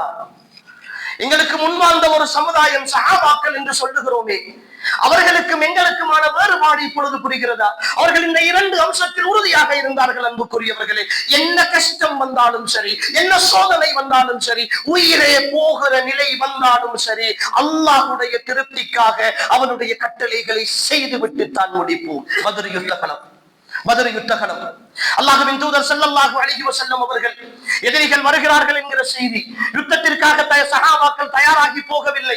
சாதாரண உடைவாள், 2-3 ஆயுதங்கள், 2-3 குதிரைகள், ஒட்டகங்கள் என்று அவர்களிடத்தில் இருந்த வாகனங்கள் மட்டும்தான். எல்லாமே நெருக்கடியாகி போன ஒரு சூழல், இறுகி போன ஒரு கட்டம். அல்லாஹ்வின் தூதர் ஸல்லல்லாஹு அலைஹி வஸல்லம் அவர்கள் தடுமாறி போகிறார்கள். முஹாஜிர்களை பற்றி கவலை இல்லை, அவர்கள் எல்லாவற்றையும் இழந்து வந்தவர்கள், அவர்கள் எதற்கும் தயாராக இருப்பார்கள். ஆனால் அன்சார்கள் சாதாரணமாக உதவி செய்த வந்தவர்கள் கூட்டி வந்து மாட்டி விட்டோமே என்கிற மனோநிலை. அல்லாஹ்வின் தூதர் ஸல்லல்லாஹு அலைஹி வஸல்லம் அவர்கள் தயங்கிக் கொண்டிருக்கிற பொழுதுதான் ஸஅத் இப்னு உபாதா எழும்புகிறார். அன்சாரிகளுடைய தலைவர் ஸஅத் இப்னு உபாதா எழும்புகிறார். யா ரசூலல்லாஹ், உங்களுடைய முகத்தில் சந்தேகத்தின் ரேகைகள் தெரிகிறது, என்ன நினைத்துக் கொண்டிருக்கிறீர்கள்? இதோ மூசா அலைஹிஸ்ஸலாம் அவர்களை பார்த்து அவர்களுடைய சமுதாயம், நீங்களும் உங்களுடைய ரப்பும் போய் யுத்தம் செய்து விட்டு வாருங்கள், நாங்கள் உட்கார்ந்திருக்கிறோம் என்று சொன்னதை போல நாங்கள் சொல்லுவோம் என்று நினைத்துக் கொண்டிருக்கிறீர்களா? யா ரசூலல்லாஹ், கட்டளையிடுங்கள், விரும்பியோ விரும்பாமலோ உங்களுடைய கட்டளை வந்தால் நாங்கள் முழுமையாக கட்டுப்படுவோம், எங்களை பற்றி யோசிக்காதீர்கள் என்று பத்ர் யுத்தத்திற்கான முதல் தூண்டுதலை கொடுத்தார்களே ஸஅத் இப்னு உபாதா. இதுதான் சஹாபாக்கள், இதுதான் சஹாபாக்கள். இந்த இக்கட்டான நேரத்திலும் அல்லாஹ்வையும் அல்லாஹ்வுடைய தூதரையும் விட்டுக் கொடுக்காத உணர்வு. அனஸ் இப்னு நலர் உஹது யுத்தகலம் ரலியல்லாஹு அன்ஹு, அல்லாஹ்வின் தூதர் ஸல்லல்லாஹு அலைஹி வஸல்லம் அவர்கள் ஷஹீதாகி விட்டார்கள் என்ற வதந்தி யுத்தகலத்திலே பரவிக் கொண்டிருக்கிற பொழுது ஒரு மூலையிலே உட்கார்ந்து சாப்பிட்டுக் கொண்டிருக்கிறார்கள். அனஸ் இப்னு நலர் ரலியல்லாஹு அன்ஹு 2-3 நாட்கள் சாப்பிடவில்லை, கையில் கிடைத்த பேரித்தம்பழத்தை சாப்பிட்டுக் கொண்டிருக்கிறார்கள். சொல்லப்படுகிறது, அனஸே, அல்லாஹ்வின் தூதர் மௌத்தாகி விட்டார்களாம், கையில் இருந்த பழத்தை வைத்துவிட்டு வெளியேறி வருகிறார்கள். அனஸ் இப்னு நதர் சஹாபாக்கள் எல்லாம் புறமுதுகிட்டு ஓடிக்கொண்டிருக்கிறார்கள். எங்கே ஓடுகிறீர்கள்? அல்லாஹ்வின் தூதர் மரணித்ததற்கு பின்னால் இந்த பூமியில் உங்களுக்கு என்ன வேலை? இதோ சுவர்க்கத்திற்கு அவது மலைக்கு பக்கத்திலே இருந்து எனக்கு சுவனத்து வாடை வீசிக் கொண்டிருக்கிறது என்று சொல்லி எதிரிகளின் பக்கம் புகுந்து ஷஹீதாகிற வரை போராடினார்களே. 80ற்கு மேற்பட்ட வெட்டு காயங்கள், உடல் சல்லடையாக்கப்பட்டு அடையாளமே தெரியாத அளவுக்கு மாற்றப்பட்டார்களே அனஸ் இப்னு நதர். அன்புக்குரிய சகோதரர்களே, இந்த தியாகத்தை போன்றல்ல, இதில் ஒரு துளியாவது என் ரப்புக்காக, என் ரப்பினுடைய தூதருக்காக நான் செய்வேன் என்று சொல்லி உறுதியாக செய்த ஒரு நன்மையை எங்களால் நினைத்து பார்க்க முடியவில்லை. அன்புக்குரிய சகோதரர்களே,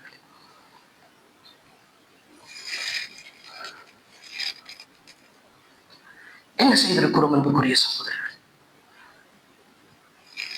இந்த மார்க்கத்திற்காக என்னுடைய வாலிபர்கள் கொஞ்சம் யோசித்து பாருங்கள்.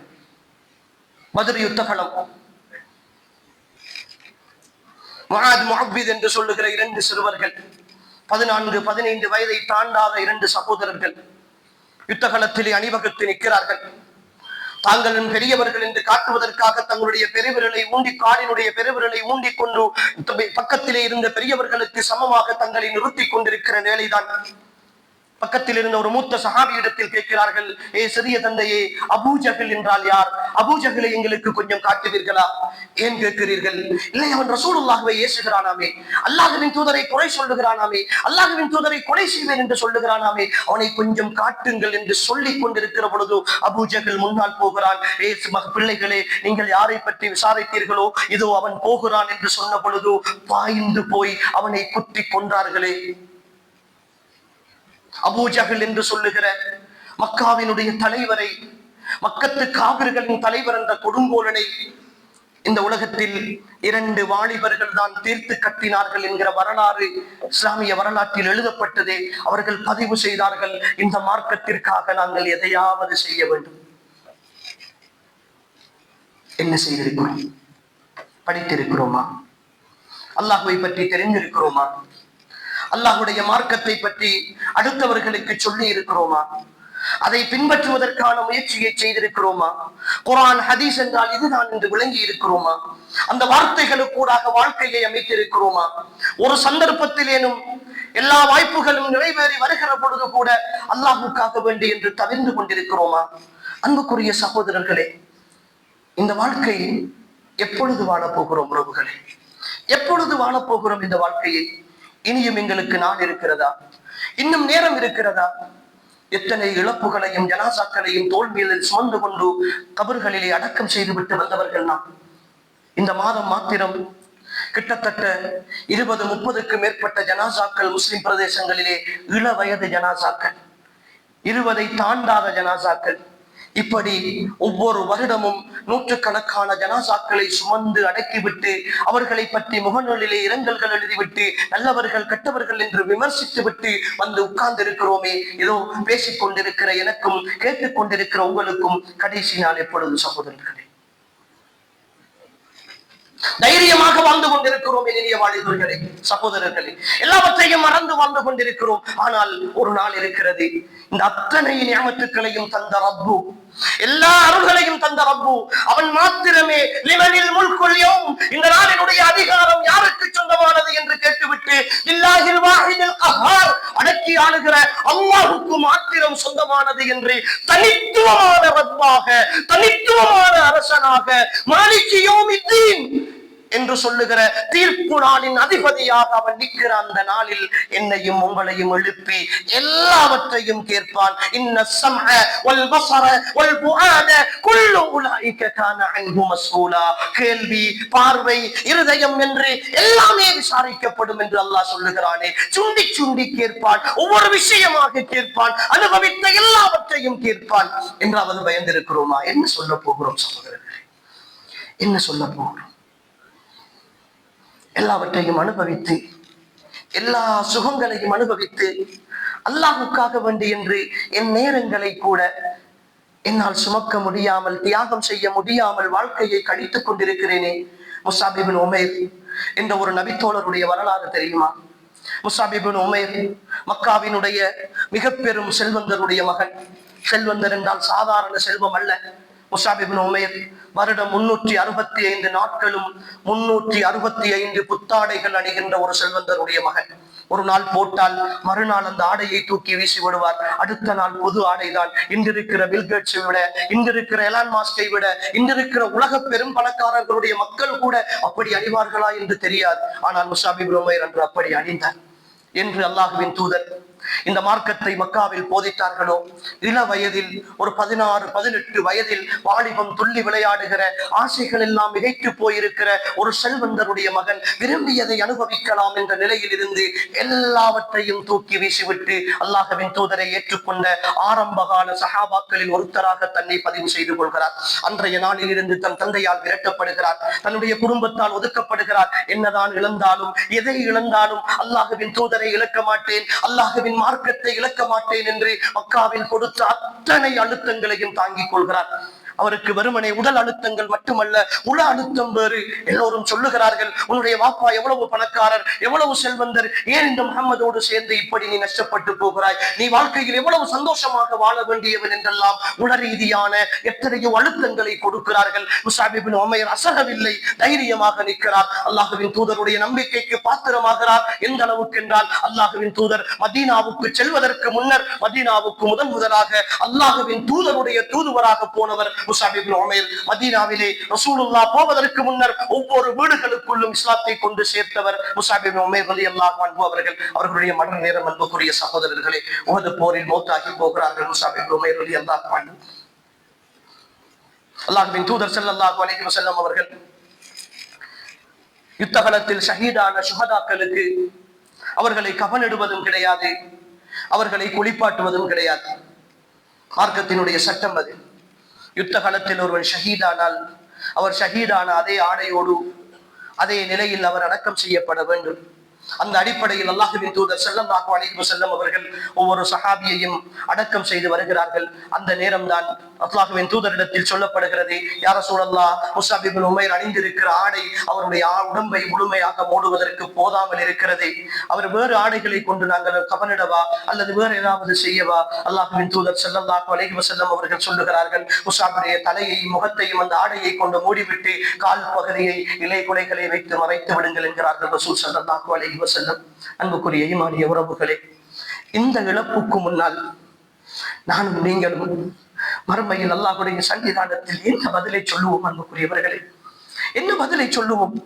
இவ்வளவு சொகுசான வாழ்க்கையை வாழ்ந்து கொண்டு அல்லாஹ்வுக்காக ஒரு தொழுகைக்கேனும் ஒரு 10 நிமிடத்தை என்னுடைய படுக்கையின் போர்வையை உயர்த்தி விட்டு என்னால் பள்ளிக்கு வர முடியவில்லை என்றிருக்கிற பொழுது நாளை மறுமையில் முஸாப் இப்னு உமைரை எந்த முகத்தோடு சந்திப்போம்? அன்புக்குரிய சகோதரர்களே, எந்த முகத்தோடு சந்திப்போம்? உள்வாங்கி யோசித்தோமா? என்னாவது யோசித்தோமா? என்ன குறை வைத்திருக்கிறான் அல்லாஹ்? எல்லாவற்றையும் அனுபவிக்க தந்துவிட்டு அவனுக்காக ஏதோ ஒன்றை செய்யுங்கள் என்று சொல்லுகிற பொழுது கூட அதை செய்வதற்கு மனசு இடம் கொடுக்காமல் அனுபவித்துக் கொண்டிருக்கிறோமே, மௌத்தாக மாட்டோமா? இதையெல்லாம் விட்டுவிட மாட்டோமா? தன்னந்தனியாக போக மாட்டோமா? அன்புக்குரிய சகோதரர்களே, எல்லாவற்றையும் கொஞ்சம் உணர்ந்து பாருங்கள், எல்லாவற்றையும் கொஞ்சம் உணர்ந்து பாருங்கள். உள்ளங்கள் இறுகி போயிருக்கிற ஒரு காலத்தில் வாழ்ந்து கொண்டிருக்கிறோம் சகோதரர்களே.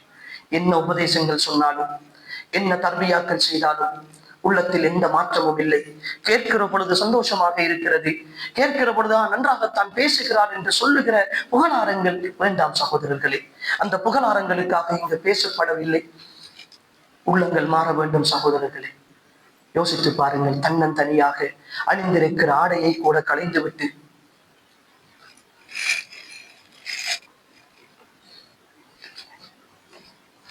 அணிந்திருக்கிற ஆடையை கூட களைந்துவிட்டு எங்களை வெள்ளை ஆடையில் தனியாக மண்ணறைக்குள் அனுப்பி வைக்கிற அந்த கடைசி பொழுதை அன்புக்குரிய சகோதரர்களே நினைத்து பாருங்கள். ஏதாவது ஒன்று இந்த உலகத்தில் அனுபவித்து ஏதாவது ஒன்று எனக்கும் உங்களுக்கும் துணையாக இருக்குமா என்கிற உணர்வை உள்ளத்தில் ஏந்தி பாருங்கள் அன்புக்குரிய சகோதரர்களே. புரியும் இந்த உலக வாழ்க்கையினுடைய அர்த்தம், புரியும் இந்த உலகத்தில் அனுபவிக்கிற அத்தனை சுகங்களுடைய அர்த்தம்.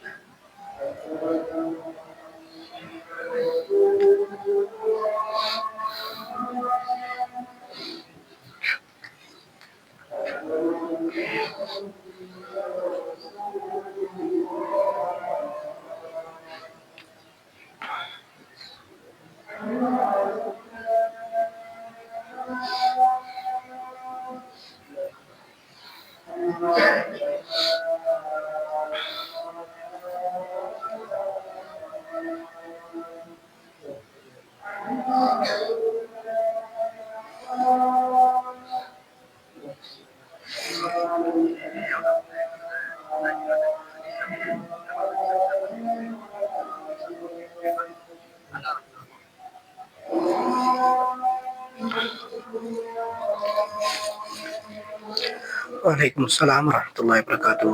Ustaz, நான் நேராவூர்ல பயான் பண்ணிட்டு இருக்கிறேன். இந்த தொழுகை டைம் தனிப்பாட்டினேன். இன்ஷா அல்லாஹ் நான் ஊருக்கு வருவேன். இப்போ வந்து நான் ஊருக்கு பார்த்துட்டேன்.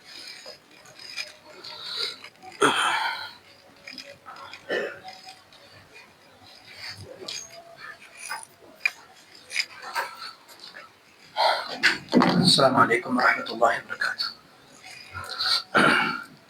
அன்புக்குரிய சகோதரர்களே, இந்த உலகத்தில் எல்லாவற்றையும் அனுபவிக்கலாம், எல்லா சுகங்களையும் சுமந்து கொண்டு வாழலாம். ஆனால் எல்லாவற்றையும் விட்டு துறந்துதான் ஆக வேண்டும். எதையுமே நாம் கொண்டு போக முடியாது. ஆனால் அந்த மறுமையினுடைய நாளில், மன்னரையினுடைய வேதனையில், அல்லது தன்னந்தனியாக ரப்பை சந்திக்கிற பொழுது இவை எல்லாவற்றுக்கும் பதில் சொல்ல வேண்டுமே என்கிற அந்த உணர்வு எங்களுடைய உள்ளத்தில் அன்புக்குரிய சகோதரர்களே ஆழமாக பதிய வேண்டும். அல்லாஹ் சூரத்துல் முத்தஃபிஃபீனிலே எங்களை பார்த்து சொல்வதை போல, கல்லா மல்ரான அலா குலூபிஹிம் மா கானூ யக்ஸிபூன், அவர்கள் செய்து கொண்டிருந்த காரியங்களின் காரணமாக அவர்களுடைய உள்ளங்கள் துருப்பிடித்து விட்டது என்று அல்லாஹ் சொல்லுவதை போல, எந்த நல்ல விஷயங்களையும் உள்வாங்கிக் கொள்ளாத உள்ளங்களாக, எந்த பாவங்களில் இருந்தும் தவிர்ந்து கொள்வதற்காக போராடாத உள்ளங்களாக என்னுடையதும் உங்களுடையதும் உள்ளங்கள் மாறி போயிருக்கிற இந்த காலகட்டத்தில் அன்புக்குரிய சகோதரர்களே, அல்லாஹ்வை பற்றியும் மௌத்தை பற்றியும் மறுமையை பற்றியும் அதிகம் பேச வேண்டிய, நினைக்க வேண்டிய ஒரு காலத்தில் இருக்கிறோம். நிறைய பேச வேண்டும் அன்புக்குரிய சகோதரர்களே. அல்லாஹ்வுடைய அருளை நினைத்து பார்க்க வேண்டும். கொஞ்சம் யோசித்து பாருங்கள். இன்றிரவு நான் தூங்க போகிறேன். நான் தூங்க போகிற பொழுது பொழுது என்னுடைய தொழில் அல்லாஹ் ஹராமாக்கிய ஒரு விஷயத்தால் இருக்கிறது. அந்த ஹராத்தை செய்வதற்காக நிறையவே நான் யோசித்திருக்கிறேன், நிறையவே விலை கொடுத்திருக்கிறேன். வட்டியோடு சம்பந்தப்பட்ட, லீசிங்கோடு சம்பந்தப்பட்ட, பினான்ஸோடு சம்பந்தப்பட்ட, ஓடியோடு சம்பந்தப்பட்ட ஒரு தொழில் என்னிடத்தில் இருக்கிறது. என் வீட்டிலே நிற்கிற வாகனத்திற்கு நான் மாதா மாதம் வட்டி கட்டி கொண்டுதான் இருக்கிறேன். அன்புக்குரிய சகோதரர்களே, ஒரு நாள் என்னுடைய ரப்பு இவ்வளவு நான் சொல்லியும் இவ்வளவு தடுத்தும் என்னோடு யுத்தம் செய்கிற பாவம் என்று சொல்லியும் நான் கொடுக்கிற எல்லாவற்றையும் அனுபவித்துக் கொண்டு இவன் இப்படி செய்து கொண்டிருக்கிறானே என்று சொல்லி ஓரிரவு நான் தூங்குகிற பொழுது என் மூளைக்கு வருகிற ஒரே ஒரு நரம்பின் இரத்த ஓட்டத்தை அல்லாஹ் எனக்கு வராமல் தடுத்து விட்டால், அன்புக்குரிய சகோதரர்களே, மறுநாள் காலையிலே ஒன்று நான் கோமாவில் இருப்பேன், இல்லை என்றால் பைத்தியமாக இருப்பேன். அந்த நிலைக்கு என்னை ரப்பு ஆளாக்குவதற்கு நேரம் எடுக்காது. அவனுக்கு குன் என்ற ஒற்றை வார்த்தையில் எல்லாம் மாறிவிடும். ஒரு நொடிக்குள் உள்ள வாழ்க்கையை தலைகீழாக மாற்றுகிற ஆற்றல் உள்ளவன் அல்லாஹுவை அவன் மீண்டும் மீண்டும் தருகிற அவகாசங்களை அதை அனுபவித்துக் கொண்டு அவனை இயலாதவனாக எண்ணிவிடக் கூடாது. என்புக்குரிய சகோதரர்களே, எங்களுடைய உள்ளம் அப்படித்தான். எப்படி மாறி போயிருக்கிறது என்றால், அல்லாஹுவை அடிமையாகவும் எங்களை எஜமானர்களாகவும் கருதுகிற மனோநிலைக்கு மாறி போயிருக்கிறோம். எல்லாவற்றையும் நாங்கள் செய்வோம். ஒரு கஷ்டம் என்று வந்தால், ஒரு சோதனை என்று வந்தால் உன்னிடத்தில் வந்து கையேந்துவோம், தந்துவிட வேண்டும். அல்லாஹுவை அடிமையாக பார்க்கிறோம். நான் கேட்பதை நீ நிறைவேற்ற வேண்டும், ஆனால் நீ சொல்வதை எல்லாம் என்னால் கேட்க முடியாது. என்னுடைய இஷ்டப்படிதான் நான் வாழுவேன், ஆனால் எனக்கு என்னவும் தேவையா? நான் வந்து உன்னிடத்தில் முறையிடுவேன், நான் வந்து உன்னிடத்தில் கேட்பேன், நீ தந்து விட வேண்டும் என்கிற மனோநிலைக்கு கட்டமைக்கப்பட்டிருக்கிறோம். ஷைத்தான் அப்படி என்னையும் உங்களையும் ஷைத்தான் அவர்கள் செய்கிற காரியங்களை எல்லாம் அவர்களுக்கு அலங்கரித்து காட்டுவான் என்று அல்லாஹ் சொல்லுகிறானே. எல்லாவற்றுக்கும் விதண்டாவாதம், எல்லாவற்றுக்கும் விதண்டாவாதம், எல்லாவற்றுக்கும் குறுக்கு கேள்விகள், எல்லாவற்றுக்கும் நியாயப்படுத்தல்கள் செய்து கொண்டிருக்கிறோம். அன்புக்குரியவர்களே, ஒரு தவறை சுட்டி காட்டினால் அதற்கு நியாயம் சொல்லாமல் அது தவறுதான் என்று உள்ளார்ந்த ரீதியாக ஏற்றுக்கொள்ளுகிற எத்தனை சகோதரர்கள் இருக்கிறார்கள், எத்தனை சகோதரர்களை சமுதாயத்தில் காணுகிறோம். பாவத்தை பாவம் என்று சுட்டி காட்டுகிற பொழுது கூட சுட்டி காட்டுபவர்களை நோக்கி விரலெட்டுபவர் தானே என்று அதிகமாக இருக்கிறார்கள். தவறுகளை தவறு என்று சொல்ல முடியாது. சில விஷயங்களை பகிரங்கமாக பேசினால் அடுத்த முறை பள்ளிவாசலுக்கு பயான் கிடைக்கவில்லை, உடைத்து பேச முடியாது. பேச வருகிற பொழுது சில நிபந்தனைகள், சில இடங்களில் சத்தியத்தை சொல்லுகிற பள்ளி வாசல்களின் நிலைமைகள். அன்புக்குரிய சகோதரர்களே, இப்படி ஒரு இரண்டு போன யுகத்திற்குள் இருந்து கொண்டோ அல்லாஹுவை பற்றி யோசித்து யோசித்து ஈமானை புதுப்பிக்க வேண்டும் என்கிற ஒரு தலைப்பு. அன்புக்குரிய சகோதரர்களே, எனக்கும் உங்களுக்குமான ஒரு பெரும் பாடம். இது ஒரு பயான் அல்ல. அன்புக்குரியவர்களே, உங்களை நோக்கியும் என்னையும் நோக்கியும் நான் சொல்லுகிற ஒரு அழகான அன்பான கடைசி வசியத்தாக கூட எடுத்துக் கொள்ளுங்கள். நாளை மறுமையில் அல்லாஹுடைய சன்னிதானத்தில் நாம் சந்திக்கிற பொழுது கூட இந்த விஷயத்திற்கு அல்லாஹ்விடத்தில் உங்களிடத்தில் ஒப்படைத்தேன் என்கிற ஒரு அமானிதத்தை நிறைவேற்றியதற்கான ஒரு பதிலாக இந்த உரை இருக்க வேண்டும் என்பதற்காக சொல்லுகிறேன். அன்புக்குரிய சகோதரர்களே, நாம் போலியாக வாழ்ந்து கொண்டிருக்கிறோம், நிச்சயமாக போலியாக வாழ்ந்து கொண்டிருக்கிறோம், ஏமாற்றத்தோடு வாழ்ந்து கொண்டிருக்கிறோம். தினம் தினம் எங்களை விட்டு போகிற ஒவ்வொரு உறவுகளையும் நினைத்து பாருங்கள் சகோதரர்களே. எங்களை போன்று ஆசையோடு இருந்தவர்கள், எங்களை போன்று கனவோடு இருந்தவர்கள், எங்களை போன்று இந்த உலகத்தை அடைய வேண்டும் என்ற தியாகத்தோடு இருந்தவர்கள் கடந்த 2-3 வாரங்களுக்கு முன்னால் சம்மாந்துறை அல்லது சாய்ந்தமருது என்று நினைக்கிறேன், அந்த பகுதியிலே மெடிக்கல் ஃபேக்கல்டியிலே 2ஆம் வகுப்பிலே படித்து 2ஆம் ஆண்டிலே கல்வி கற்றுக் கொண்டிருக்கிற ஒரு மாணவி மரணித்து போனார். கடந்த ஒரு 2-3 மாதங்களுக்கு முன்னால் எங்களுடைய ஊரிலே ஓட்டமாவடியிலே இந்த ஈஸ்டர்ன் யூனிவர்சிட்டியிலே மெடிக்கல் ஃபேக்கல்டியிலே படித்துக் கொண்டிருந்த இறுதி வகுப்பு மாணவர் தன்னுடைய வைத்திய தேர்வுக்காக ட்ரைனிங் எடுத்துக் கொண்டிருந்த பொழுது நடைபெற்ற ஒரு விபத்திலே ஷஹீதாகி போனார். ஒவ்வொரு பிள்ளையையும் படிப்பிக்கிற பொழுது, அதிலும் குறிப்பாக இப்படியான உயர்ந்த துறைகளில் கற்பிக்கிற பொழுது, ஒரு பெற்றோருடைய கனவு, அந்த பிள்ளையினுடைய ஆசை, அந்த பிள்ளையினுடைய தியாகம், எவ்வளவு சிரமப்பட்டு அந்த ஏலவெளியிலே பயோ படிக்க வேண்டும், அதற்கு முன்னர் ஓலவெளியில் நான் இப்படி பாஸ் ஆக வேண்டும் என்ற அந்த முயற்சிகள், கனவுகள், கற்பனைகள் எல்லாவற்றையும் ஒரே நொடியில் உடைத்து விடுகிறது. எல்லாவற்றையும் ஒரே நொடியில் உடைத்து விடுகிறது. திருமணத்திற்கு தயாராக இருந்த மாப்பிள்ளை மாறும் பெண்களும் மௌத்தாகி போன சம்பவத்தை கேள்விப்படவில்லையா? மணமேடைக்கு போன பெண் மௌத்தாகி போன சம்பவத்தை கேள்விப்படவில்லையா?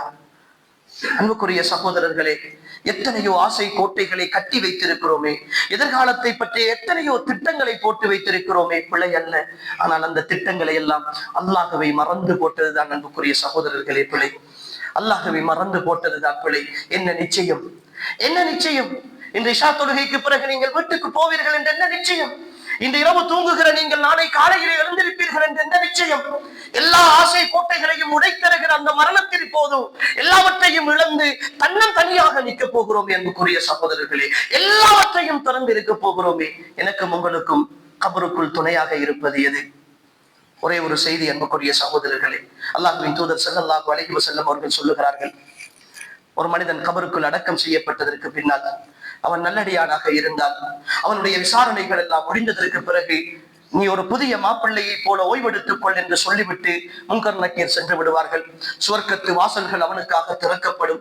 அவன் சந்தோஷமாக இருக்கிற பொழுது ஒரு அழகிய தோற்றமுடைய ஒரு வாலிபர் அந்த கபருக்குள் வருவார். அப்பொழுது அந்த மனிதன் கேட்பானாம், கபருக்குள் தனியாகத்தான் இருப்பேன், யாரும் எனக்கு துணை இருக்க மாட்டார்கள் என்று நான் கேள்விப்பட்டிருக்கிறேனே, நீங்கள் யார்?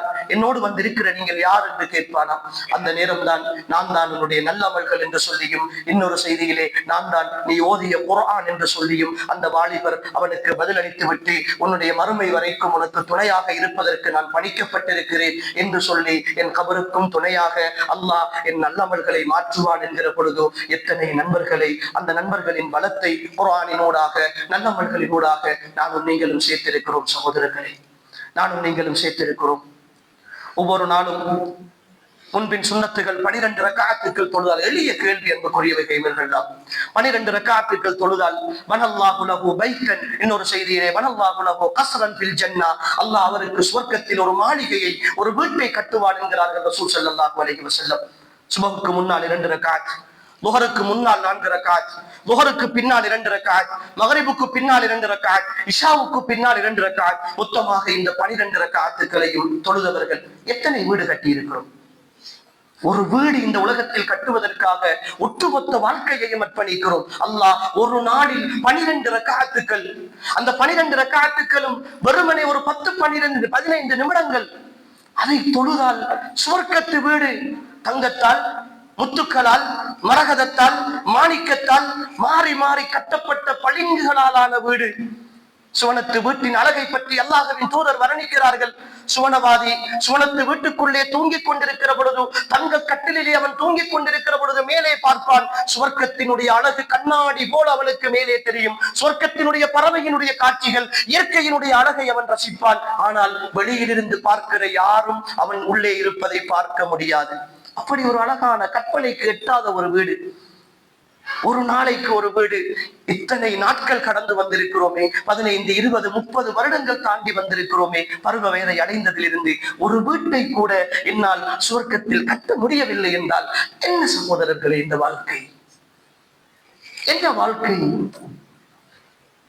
கொஞ்சம் யோசிக்க வேண்டும் சகோதரர்களே. எல்லாவற்றையும் உலகத்திற்காக கொடுத்து கொண்டிருக்கிறோம். எல்லாரையும் திருப்திப்படுத்துவதற்காக இந்த உலகத்தில் வாழ்ந்து கொண்டிருக்கிறோம். மனைவியினுடைய திருப்திக்காக, பிள்ளையினுடைய திருப்திக்காக, பெற்றோருடைய திருப்திக்காக, நண்பர்களுடைய திருப்திக்காக, தன்னோடு தொழில் செய்கின்ற முதலாளிமாருடைய திருப்திக்காக, தன்னிடத்திலே பங்கு போட்டிருக்கின்ற நண்பர்களுடைய திருப்திக்காக என்று எல்லோரையும் திருப்திப்படுத்துவதற்காக வாழ்ந்து கொண்டிருக்கிறோம். ஆனால் இத்தனை பேரையும் எனக்கு வசப்படுத்தி தந்த அல்லாஹுவை திருப்திப்படுத்துதல் என்கிற விஷயத்தில் அன்புக்குரிய சகோதரர்களே, அல்லாஹ் அருள் பாலித்தவர்களை தவிர இன்னும் கோட்டை விட்டுக் கொண்டிருக்கிறோம். இன்னும் நாம் அதை இழந்து கொண்டிருக்கிறோம் என்கிற பொழுதுதான் அன்புக்குரிய சகோதரர்களே இன்னும் அதிகமாக நாம் முயற்சிக்க வேண்டும். இது அன்புக்குரியவர்களே ஒரு பயான் அல்ல, தெளிவாக புரிந்து கொள்ளுங்கள். என்னையும் உங்களையும், என்னுடையதும் உங்களுடையதும் வாழ்க்கையை அளவீடு செய்கிற ஒரு அளவுகோலை தந்திருக்கிறேன், ஒரு அளவுகோலை தந்திருக்கிறேன், ஒரு உரை கல்லை தந்திருக்கிறேன். உரசி பாருங்கள், அல்லாஹுக்கு முன்னால் எப்படி இருக்கிறோம், அல்லாஹுக்கு முன்னால் எப்படி இருக்கிறோம். நாளை மறுமையில் அத்தனை சஹாபாக்களோடு பொழுதும் நானும் நீங்களும் சந்திக்கிற பொழுதோ என்ன முகத்தோடு சந்திக்க போகிறோம்? அன்புக்குரியவர்களே, இறுதியாக சொல்லுகிறேன், உறவுகளே, எனக்கும் உங்களுக்கும் ஒரு கனவு இருக்க வேண்டும். உறவுகளே, எனக்கும் உங்களுக்கும் ஒரு லட்சியம் இருக்க வேண்டும். இந்த உலகத்தில் எதை வேண்டுமானாலும் செய்யலாம், ஆனால் என் லட்சியம் சுவர்க்கம். அன்புக்குரியவர்களே, என் லட்சியம் என் தூதரை பார்க்கிற லட்சியம். அல்லாஹுவின் தூதர் என்று சொல்லுகிற ஒரு அற்புதமான மனிதர். இந்த உலக வாழ்க்கையில் அவர் எனக்காகவே வாழ்ந்த ஒருத்தர். எனக்காக, என் சந்தோஷத்திற்காக, என் சுவர்க்கத்திற்காக, என் வெற்றிக்காக என்று ஒவ்வொருவருக்கும் தனித்தனியாக வாழ்ந்து தன் வாழ்க்கையை அர்ப்பணித்தவர். அப்படி ஒரு முன்மாதிரி. அவரை பற்றி சொல்லுகிற பொழுதெல்லாம் அவர் முகம் பௌர்ணமி போல இருக்கும் என்று சொல்லுகிறார்கள். அவரை பற்றி படிக்கிற பொழுதெல்லாம் அவர் அப்படி ஒரு அழகு என்று சொல்லுகிறார்கள். அவர் வார்த்தைகள் அப்படி இருக்கும் என்று சொல்லுகிறார்கள். அவர் கையை தொட்டால் பட்டை விட மென்மையாக இருக்கும் என்று சொல்லுகிறார்கள். நான் காணவில்லை, நான் அவரை காணவில்லை, பார்க்கவில்லை. ஆனால் உயிரை விட மேலாக நேசிக்கிறேன், உயிரை விட மேலாக நேசிக்கிறேன். அந்த சுன்னாவுக்காக, அவருடைய வார்த்தைகளுக்காக என் வாழ்க்கையை அர்ப்பணித்துக் கொண்டிருக்கிறேன். அவரை காண வேண்டும் அல்லவா, காண வேண்டும் அல்லவா? அந்த பார்க்கிற ஒரு சந்தர்ப்பமாவது மஹ்ஷருடைய வழியில் கிடைக்க வேண்டும் என்றால் இந்த பூமியில் நான் அல்லாஹ்வுடைய திருப்தியோடு வாழ்ந்தாக வேண்டும். அன்புக்குரிய சகோதரர்களே, மஹ்ஷருடைய வழியில் ஹவுதுல் கௌசரில் அல்லாஹ்வின் தூதருடைய கையால் ஒரு சொட்டு தண்ணீர் குடிக்கிற அந்த பாக்கியம் கிடைப்பதற்காக வேண்டியாவது அந்த நேசனை, அந்த காதலனை, உயிரை விட மேலாக நேசிக்கிற அந்த மனிதரை நான் கண்ணார காண வேண்டும் என்பதற்காக என் ரப்பு எனக்கு இத்தனை உதவிகளை செய்தவன், இப்படியெல்லாம் என்னை தாங்கி தாங்கி பார்ப்பவன், எவ்வளவு பெரிய எஜமானன் அவன். அவனை கண்டதல்லே, நான் இதுவரைக்கும் பார்த்ததில்லை, எப்படி இருப்பான் என்று தெரியாது. அவனை பற்றி அவன் வர்ணித்த வார்த்தைகளை தவிர வேற எதையும் மேலதிகமாக நான் யோசித்தது கூட இல்லை. அப்படி ஒரு ரஹ்மானை மலக்குகள் அணிவகுத்து வர ரப்பு வருவான் என்று சொல்லுகிற அந்த மஹ்ஷருடைய வெளியில் அந்த ரப்பு வருகிற பொழுது, ரப்பை காணுகிற அந்த நேரம் அல்லாஹ் அருள் பாலித்த எல்லோரும் இந்த பூமியில் அவனுக்காக சுஜூது செய்தவர்கள் எல்லாம் அவனை சிறந்தாழ்த்துவதற்கான ஒரு சந்தர்ப்பத்தை அல்லாஹ் கொடுப்பானே. அந்த மஹ்ஷருடைய வெளியில் கிடைக்கிற ஒரே ஒரு சுஜூதினுடைய பாக்கியம் எனக்கும் கிடைக்க வேண்டும் என்றிருந்தால் இந்த உலகத்தில் அவனுக்காக வாழ்ந்தாக வேண்டும். அன்புக்குரிய சகோதரர்களே, அவனுக்காக வாழ்ந்தாக வேண்டும். அந்த லட்சியத்திற்காக இந்த பூமியில் வாழ வேண்டும். அந்த சந்தோஷத்திற்காக இந்த பூமியில் வாழ வேண்டும். நான் நேசிக்கிற, என்னை கண்காணாமல் நேசிக்கிற, எனக்காகவே எல்லாவற்றையும் செய்த அந்த இரண்டு உறவுகள், ஒன்று என் எஜமானன், அடுத்தது அந்த எஜமானனுடைய தூதர். அன்புக்குரியவர்களே, இவர்களை காணுகிற, இவர்களோடு ஒன்றாக இருக்கிற, இவர்களுடைய அந்த திருப்பொருத்தத்தை பெற்றுக் கொள்கிற அந்த மறுமைக்காக நாம் வாழ வேண்டும். அதனால் தான் அல்லாஹ் சொல்லுகிறான், யார் அல்லாஹ்வுக்கு முன்னால் நிற்க வேண்டும் என்று பயந்து தன்னுடைய மனோ இச்சைகளை கட்டுப்படுத்தி வாழ்ந்து கொள்கிறார்களோ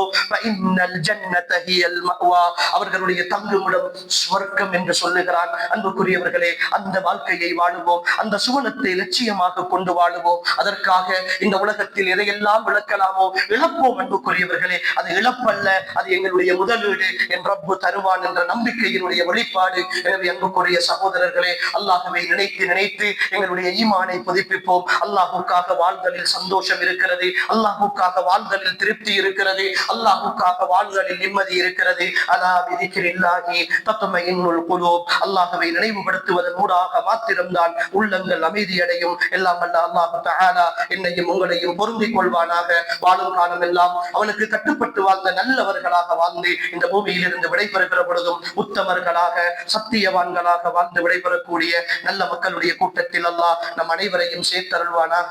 ஹாதா மா இந்தி வல் இல்மு இன்தல்லாஹ் வ ஆகிரு தஅவானா அல்ஹம்துலில்லாஹி ரப்பில் ஆலமீன். வஸ்ஸலாமு அலைக்கும் வ ரஹ்மத்துல்லாஹி வ பரகாத்துஹு.